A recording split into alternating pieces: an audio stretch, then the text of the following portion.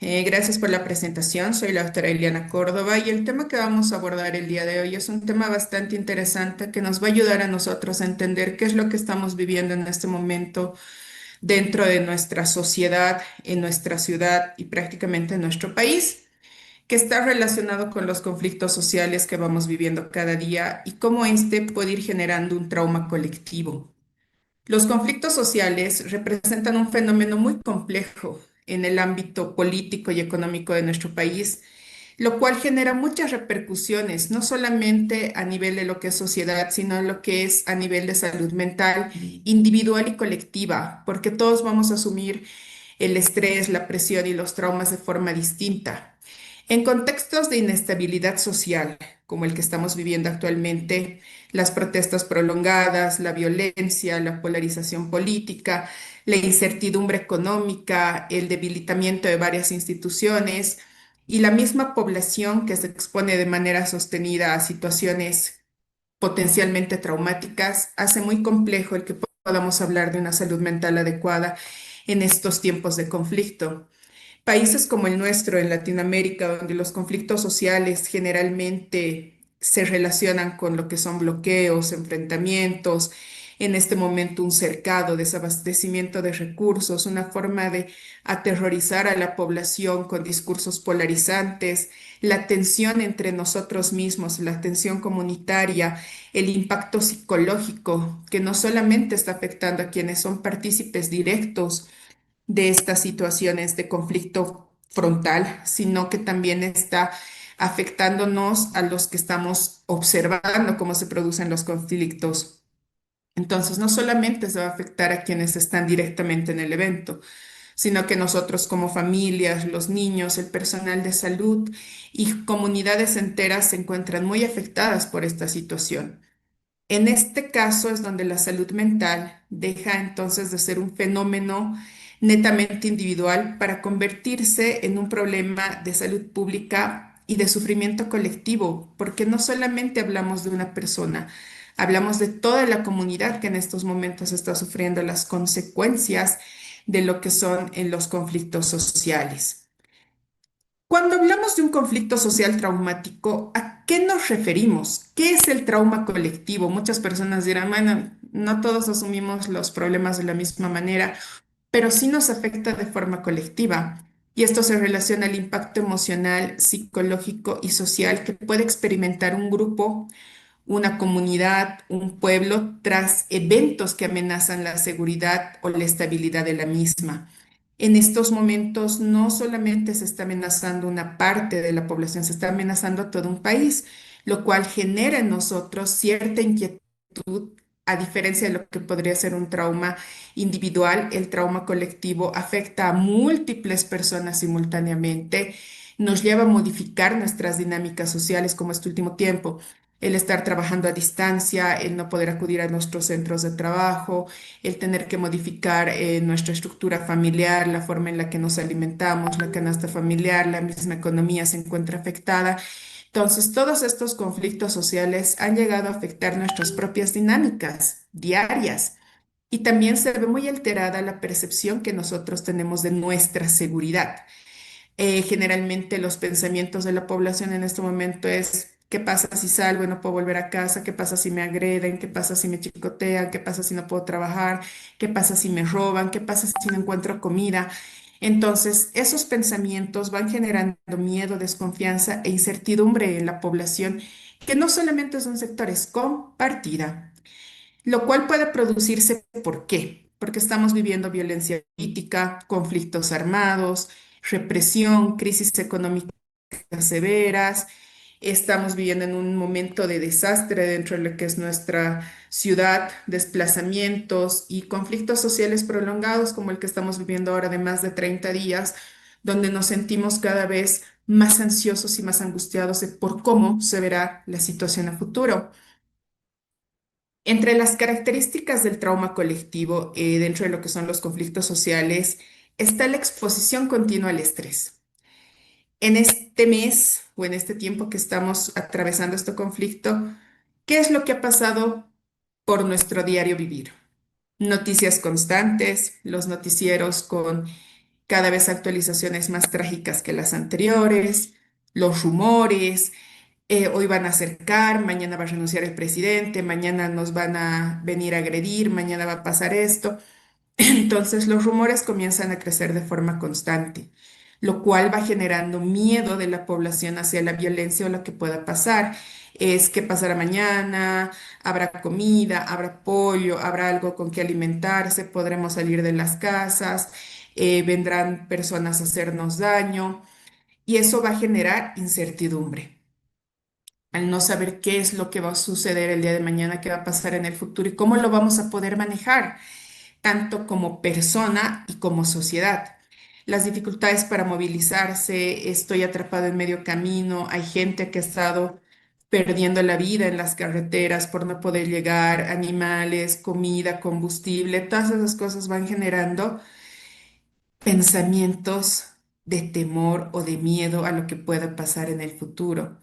La interrupción de las actividades cotidianas, ya no puedo llevar a los niños a la escuela, ya no puedo ir al mercado, ya no puedo ir a mi trabajo, no puedo ir a visitar a mi mamá, no puedo salir de la ciudad, no puedo volver a donde yo vivía. Entonces, esta exposición continua al estrés hace que la población permanezca durante semanas o meses en estado de alerta. Estamos constantemente asustados, constantemente preocupados y esto favorece la hiperactivación fisiológica sostenida, como hablaban mis colegas en el principio. Hablar de ansiedad, hablar de depresión, hablar de cortisol, hace que este tipo de noticias, este tipo de situaciones hagan que nuestro sistema nervioso se active y estemos asustados la mayor parte del tiempo.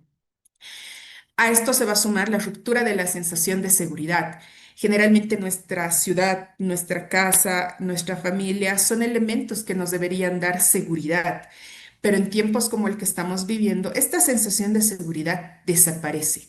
La percepción de que el país está inestable, nadie está seguro, no hay control, no hay dinero, nadie toma acción, nadie hace nada, nos crea una sensación de ansiedad colectiva, sensación de vulnerabilidad permanente. No sabemos qué va a pasar con todos nosotros el día de mañana. No sabemos qué va a suceder en nuestro entorno el día de mañana. Entonces, se ha roto la sensación de seguridad que nos debería dar nuestra misma sociedad y nuestro mismo entorno donde vivimos diariamente. La polarización social.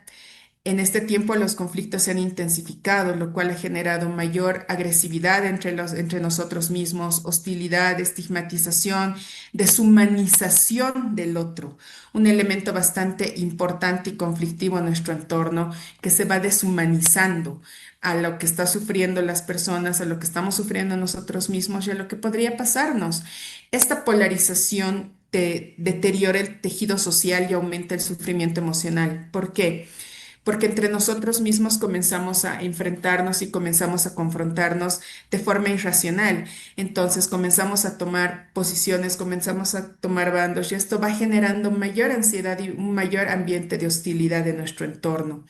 El trauma vicario y mediático, que también es bastante importante. ¿Por qué? Porque nos están exponiendo cada vez más a imágenes de violencias repetitivas, a noticias relacionadas a la muerte, a enfrentamiento a través de redes sociales. Los medios están comenzando a generar síntomas traumáticos, incluso a personas que no están expuestas directamente, porque puede ser una persona de la tercera edad que está en su casa y con solamente ver las noticias, sin ver lo que está pasando fuera, comienza a generarse síntomas de miedo, comienza a generarse ansiedad a lo que va a pasar en el entorno. Entonces también nuestra exposición hacia los medios sociales, hacia los medios de comunicación, hacia las redes sociales, llega a generarnos más ansiedad y preocupación que evitarlas. Entonces, sí existe un trauma a través de las redes sociales, por lo que escuchamos, por lo que vemos, los grupos de WhatsApp que dicen hay pollo aquí, se están enfrentando aquí, están peleando aquí. Entonces, ese tipo de mensajes va generando un trauma constante y repetitivo que puede irse cronificando en el tiempo. Dentro de las manifestaciones de lo que es estos eventos sociales en nuestra salud mental, en la población en general puede detonar trastornos adaptativos. Es la capacidad que nosotros tenemos de adaptarnos a situaciones estresantes o complejas en nuestro entorno. desencadenar trastornos de ansiedad generalizada, como les hablaba la doctora Bazán en un principio. Las alteraciones del sueño, como el insomnio, están empezando a incrementarse en la misma población. Hay personas que están comenzando a tener crisis de pánico, que tienen temor constante a lo que va a suceder. Los cuadros depresivos están reagudizándose. Puede existir trastorno por estrés agudo, especialmente en aquellas personas que están en la misma línea de enfrentamiento, en la misma línea conflictiva. Los trastornos de estrés postraumático van a empezar a incrementar también. Pero aparte de los trastornos, ¿qué síntomas podemos ver nosotros en nuestra población? Y la mayoría de las personas que están en sala deben haberse dado cuenta de que las personas están más irritables, menos tolerantes, están explotando con episodios agresivos más constantemente, hay temor constante, estamos todos hipervigilantes a lo que pueda suceder, las ideas un poco irracionales de desesperanza o trágicas están comenzando a incrementarse. Decir, ya no hay futuro en Bolivia, nos vamos a morir de hambre, ya no va a ingresar comida. Son ideas que cuando ingresamos en un cuadro de desesperanza comienzan a crecer en nuestras cabezas y es difícil controlarlas por nosotros mismos porque muchas veces no las reconocemos y las hacemos prácticamente, las normalizamos en nuestro día a día, el tener el pensamiento de desesperanza, de preocupación, de depresión. La fatiga emocional. Las personas todos los días se levantan con menos ganas de levantarse porque están cansados, están fatigados, ya no quieren ver qué es lo que va a pasar al día siguiente, ya no quieren estresarse más yendo al mercado y darse cuenta que no hay productos.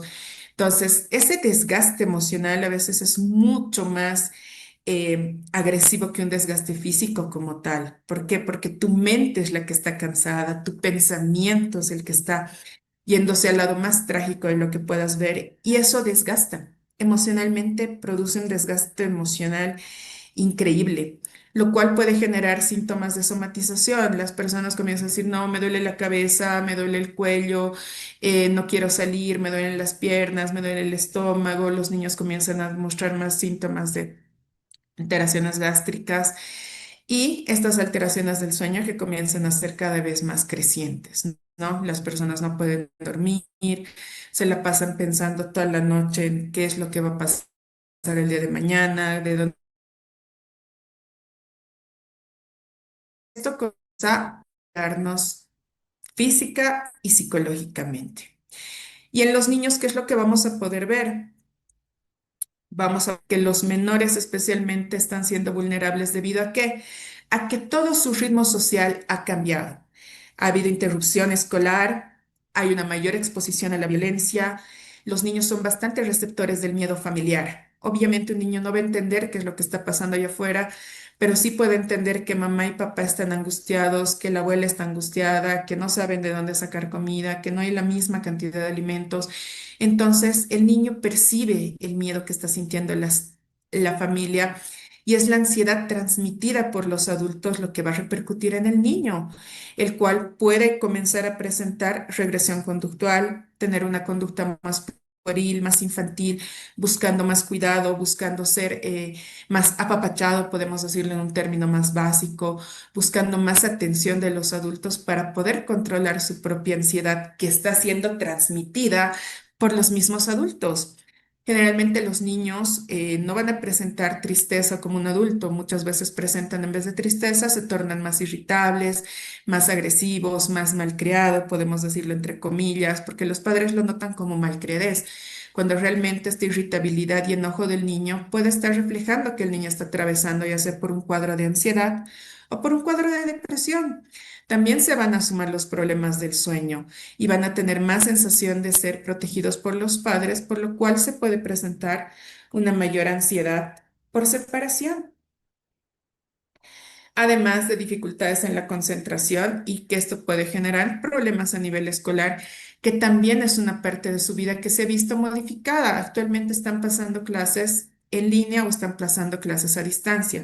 La socialización, el aprendizaje, la capacidad de concentración se están viendo afectados por todo el conflicto social.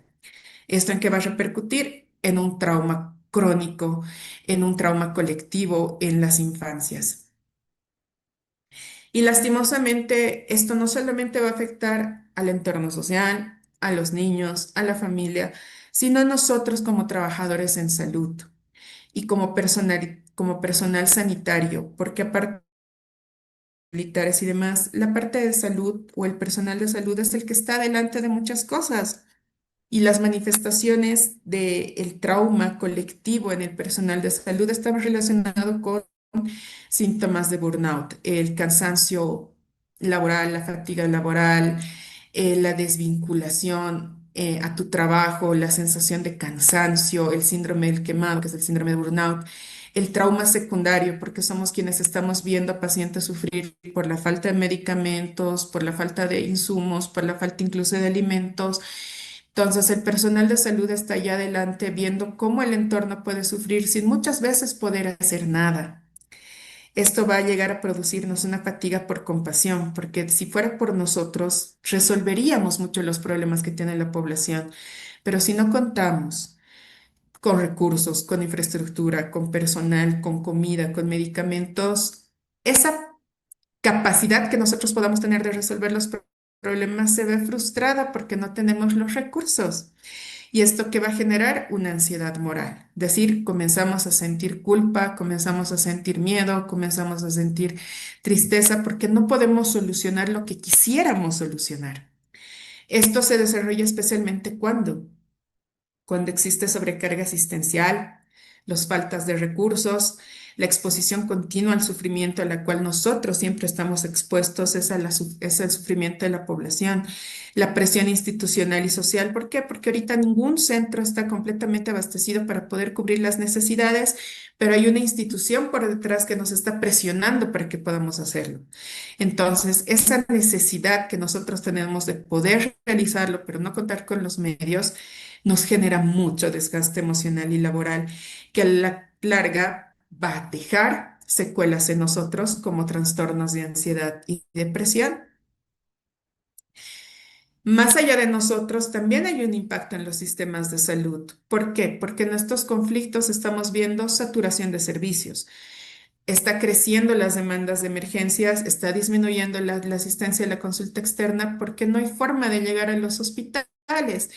Las crisis psiquiátricas están incrementando la cantidad de pacientes y los números, las consultas por ansiedad también se están incrementando. Lastimosamente, el consumo de sustancias que está vinculado a la violencia intrafamiliar que hablaba hace un momento el licenciado también están comenzando a incrementar. ¿Por qué?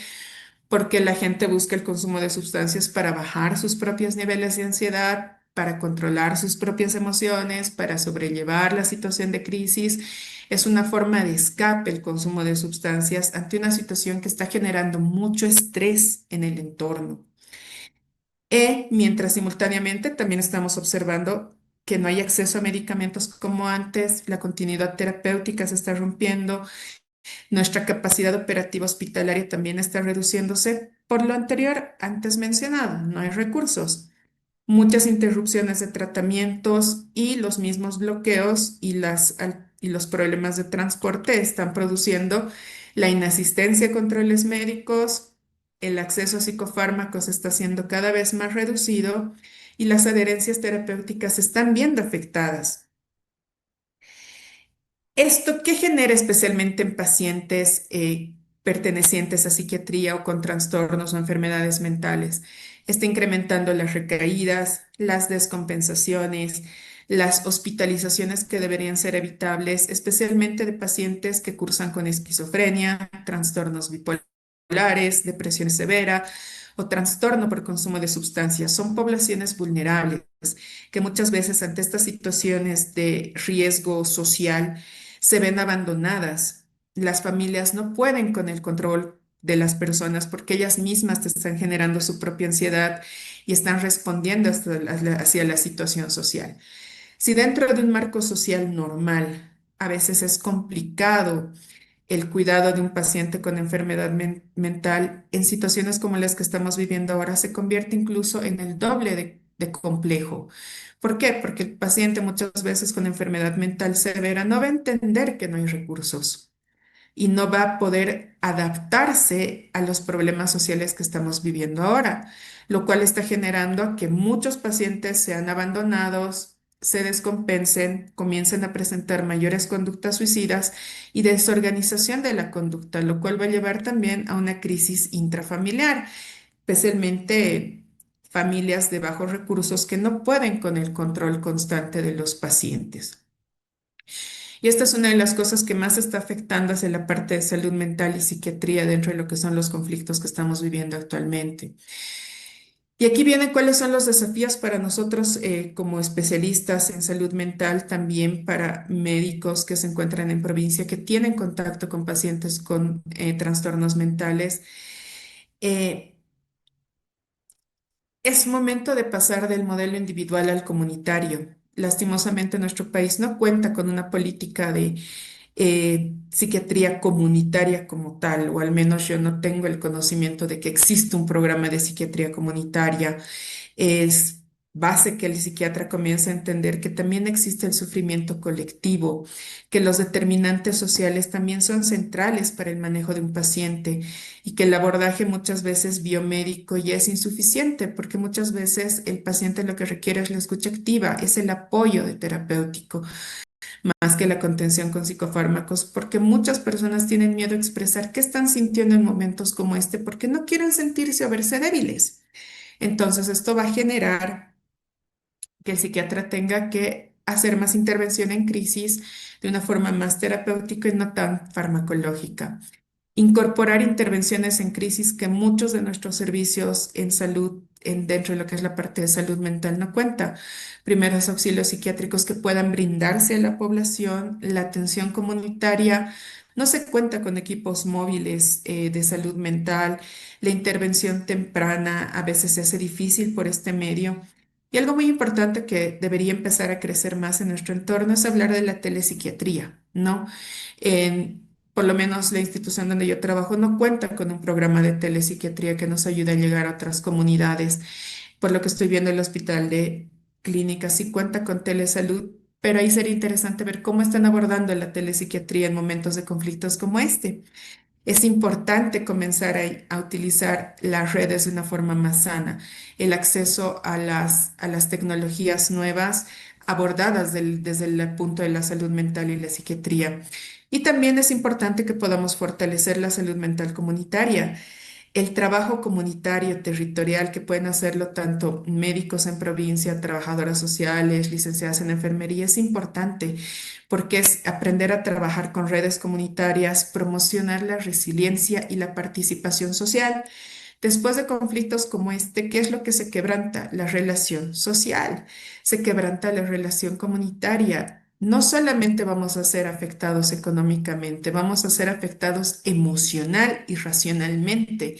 Nosotros vamos a comenzar a sentirnos enojados con las personas que están produciendo esto, comunidades se están viendo afectadas y el volver a entrelazar la relación social promoviendo una mejor comunicación y una alianza social nueva, va a llevar bastante tiempo y bastante trabajo después de pasar lo que estamos cursando en estos momentos. Y combatir el estigma. A veces intentamos minimizar el sufrimiento psicológico del entorno, lo intentamos evadir con frases de todos estamos mal, hay problemas más importantes que lo que está pasando ahora, deberías enfocarte más en otra cosa. Entonces, cuando minimizamos lo que puede estar sintiendo la otra persona, estamos desvirtuando sus emociones y estamos haciendo que esto retrase la búsqueda de ayuda. ¿Por qué? Porque la persona puede sentir, ah, si ella no está sufriendo, entonces es tonto que yo sufra. Hay que tomar en cuenta que no todos asumimos el trauma, la ansiedad, la presión de la misma manera. Todos tenemos diferentes formas de adaptarnos a los problemas del entorno. Eso se llama resiliencia. ¿Y cuáles son los desafíos para la salud pública en nuestro medio, en Bolivia, para nosotros? No tenemos una buena gestión de emergencias. Esencialmente para situaciones como las que estamos pasando ahora, no existe ya un protocolo, una gestión de emergencias adecuada o adaptada. Se están actuando y se están haciendo ahora mismo porque estamos en el problema, pero no se contaba con una planificación previa. No se cuenta con la planificación sanitaria normal. Nuestras políticas públicas quizás no están adaptadas eh, para enfocarnos en salud mental. Quizás para otras patologías sí, pero no para salud mental. La vigilancia epidemiológica en salud mental es importante porque son momentos en los que nos vamos a encontrar con más casos de suicidio, con más casos de violencia, con un incremento en el consumo de sustancias, con incremento de trastornos emocionales, incluso desde la infancia, evaluar el impacto psicosocial comunitario y garantizar continuidad de la atención. A pesar de todas las cosas que estamos viviendo, es necesario poder trabajar en esto. ¿Y qué le toca al sistema público? Poder asegurar medicamentos esenciales, rutas de emergencia, el contar con elementos básicos como el oxígeno, atención prioritaria a pacientes vulnerables y protección del personal sanitario, porque nosotros también estamos siendo expuestos al conflicto. Han habido médicos, ambulancias quemadas, personas agredidas. ¿Por qué? Porque somos personal de salud. En este aspecto sí se requeriría trabajar en programas de apoyo emocional, especialmente en médicos que están en primera línea, que se están afrontando a las emergencias más habituales, más actuales, personas que están siendo agredidas físicamente, lo cual también debería llevar a una prevención del burnout y espacios de contención institucional, ¿no? Todas las instituciones estamos atravesando este problema de forma distinta porque nuestras carencias y nuestras necesidades son distintas, pero todos estamos siendo afectados, por lo cual el poder tener una contención dentro de nuestras instituciones es esencial. Y cuando nosotros hablamos de poder abordar esto, hablamos de lo que es la resiliencia y la reconstrucción social. El impacto del conflicto en las comunidades puede desarrollar solidaridad, organización, apoyo mutuo, resiliencia colectiva. A veces pensamos que el conflicto social solamente genera daños económicos, pero no. El conflicto social está generando daños emocionales en las mismas comunidades, donde en estos momentos es necesario que la comunidad trabaje con solidaridad. Hay poblaciones vulnerables, hay niveles que están sufriendo más que otros, cómo poder apoyarnos dentro de la solidaridad. La organización de la comunidad es importante para reconstruir un apoyo dentro de la misma. La resiliencia colectiva, es decir, cómo la comunidad puede adaptarse al desastre que se está pasando en este momento, cómo pueden generar mayores lazos dentro de su comunidad, a poder apoyar al prójimo, entablar diálogo, porque no todos tenemos por qué estar de acuerdo con la forma de pensar de la otra persona, pero el poder adaptarnos y el poder respetar hace que la resiliencia colectiva crezca y esto genere una recuperación psicológica que a la larga vamos a necesitar todos. La reconstrucción del tejido social, el dejar de vernos con enojo, el poder manejar nuestra frustración y nuestra ansiedad, porque decimos unos cuantos están produciendo esto y todos estamos sufriendo. Pero va a llegar el momento en el que vamos a tener que reconstruir ese contacto social, la confianza en las instituciones en las cuales estamos trabajando y también estamos asistiendo y y la confianza de la población hacia nosotros tiene que comenzar a recuperarse y esto solamente se realiza en espacios de diálogo, con escucha activa y con la reparación emocional, poder entender que la otra persona está sufriendo tanto física como emocionalmente. Y como conclusiones, los conflictos sociales van a constituir experiencias traumáticas para todos nosotros, que son capaces de generar enfermedades mentales y consecuencias psicológicas profundas, que muchas veces pueden ser duraderas dependiendo del individuo y las comunidades que lo están afrontando. Hay comunidades que les va a costar mucho pararse de lo que está pasando en estos momentos, pero con una buena capacidad de diálogo es posible. El trauma colectivo representa un desafío creciente, tanto para los psiquiatras como para médicos de otras especialidades y para la salud pública en general. ¿Por qué? Porque nos damos cuenta que no estamos preparados para situaciones como esta, como quisiéramos estarlo, especialmente en contextos donde hay mucha vulnerabilidad social y estamos atravesando diferentes crisis institucionales, pero el poder aprender de la experiencia que estamos viviendo ahora para poder mejorarla en un futuro que Dios quiera no pase, pero es necesario que nosotros podamos aprender de la experiencia que estamos pasando ahora y cómo podríamos mejorar en un futuro.